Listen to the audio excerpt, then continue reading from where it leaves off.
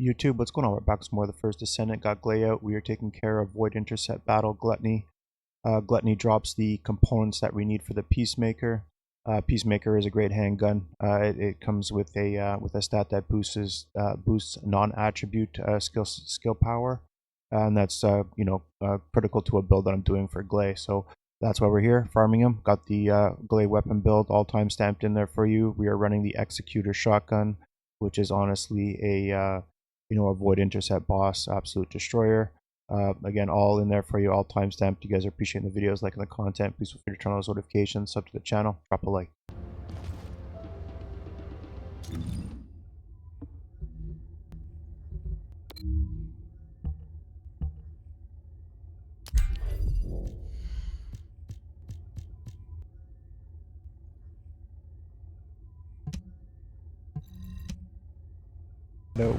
Having the Peacemaker out will generate me an extra 60% skill power. Explosive life's not good without it. Yeah, it is. It's pretty crazy. You gotta hold it though. The build is crazy. You need like 3 weapons to do it. I don't know if you still need... Oh shit.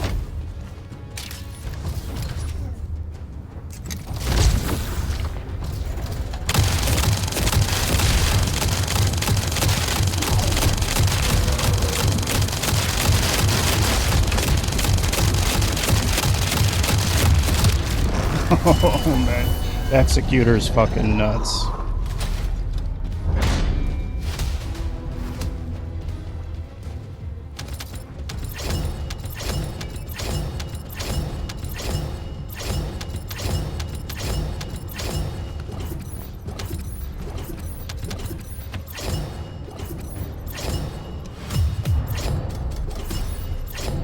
Frenzied state quick, I just fucked for the life of me. I figured out. The Swamp Walker, I feel, is like one of the harder Colossus bosses just because he goes into his frenzied state so fast.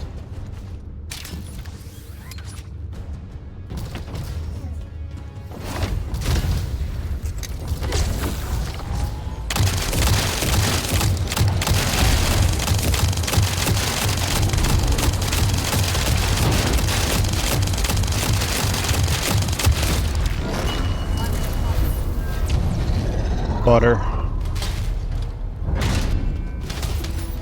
I didn't even want to pick those up.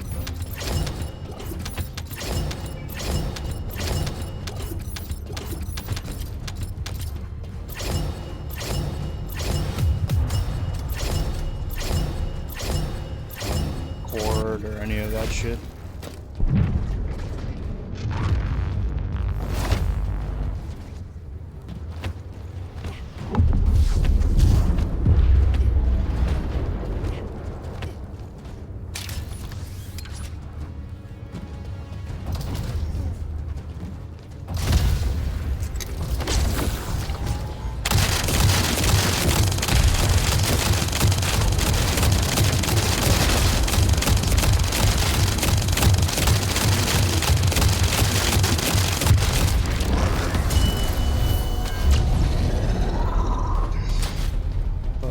Ridiculous.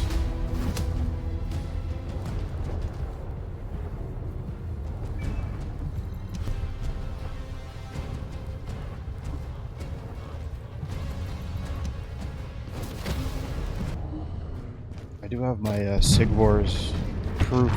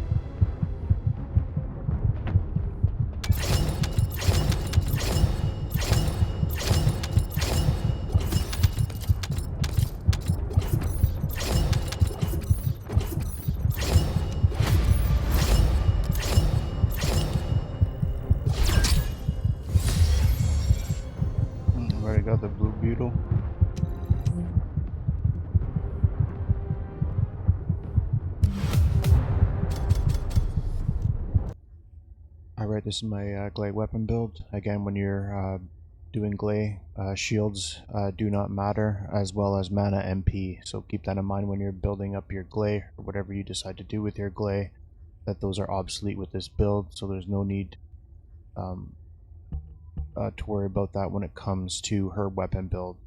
Again, with other builds like your Massacre skill power do come into play, Explosive Life skill power comes into play, but with a weapon build, skill power does not matter. And again, mana does not matter as well. So for this reactor here, you can have any reactor. I'm just using this, again, when I do run something with skill power. The most important thing are your rolls, which is your skill cooldown and skill duration up. Skill duration up is king when it comes to this build. The longer you can fire your 3 ability, the more damage your weapon will do. So the longer you're able to fire your increased sensory, the better off you'll be. The goal is to have it on a perfect loop since I'm here.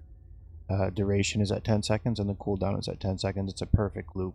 Even if you bleed slightly a little bit of shots, it won't matter. This thing will honestly loop itself in at 0 ammo in the clip, 0 ammo period. As long as you're able to loop this increased sensory for the maximized lethality and you have a perfect loop, you're laughing. So that's the goal of it. Duration is king. The longer you can get this to fire, the better. So skill duration, skill cooldown are king. You'd want these both in gold. I still have to work on getting that skill cooldown in gold. Again, you can go right to a table now and just upgrade that if you've got the material resource to do so. It's really nice, very easy to do. I do go over that in some other videos as well. So that's the reactor. I like running this now with the 2-piece Firebrand and the 2-piece Annihilation. The reason for this is the extended duration. Simple as that. I'm running for the duration. The skill effect range is obsolete, but I get a 6.5 duration on the Firebrand. And I also get a 5.7 duration on the Annihilation set. So when I'm not running this 2-piece here, I sometimes like to run the 4-piece Annihilation. Again, when you run the 4-piece Annihilation, you do get some firearm attack increases proportional to HP, max AP to HP loss, which is nice, up to 26%. So it is nice to have a 4-piece on for a certain scenario, but again, I'm trying to get the perfect duration. My skill cooldown or my duration loop in, I might just run a 4-piece Annihilation. But as for now, to get that perfect loop, this is what I'm running. And it's also nice because the 2-piece Firebrand does roll with max HP, as well as some of the Annihilation. The only one that I wasn't able to get the max HP on for the roll was my Annihilation Sensor. It has defense, but as you can see down here, we are very, very cozy at 24,000 hit points in general with this build. So very good survivability as far as hit points are concerned. So that is also a bonus to running a 2-piece Firebrand as opposed to a 4-piece Annihilation.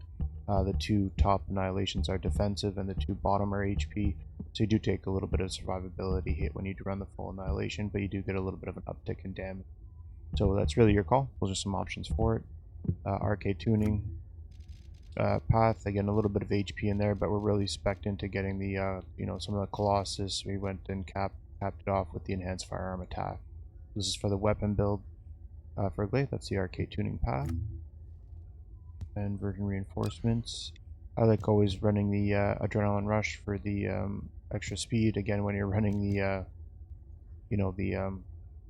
Void Intercept bosses, probably do something else. I also have the Antibody Explosion, and then picking up HP and MP arts. Again, when there's bosses around, I get or mobs around, it's good to have those on. But again, we're killing the bosses so quickly, it honestly doesn't even really matter.